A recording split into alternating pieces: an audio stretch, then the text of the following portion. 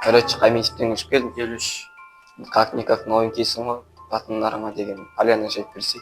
Түсінбедім қалай. Түсінетіндей еш нәрсе жоқ. Магазинге барасың, темекі сұйып саласың. Ақша туасың ба, тумайсың ба, маған бәрібір. Бірақ алып келуші болсын ба. Я, давай әкелем. Сабақтың соңына шейін кетсе, сың ба?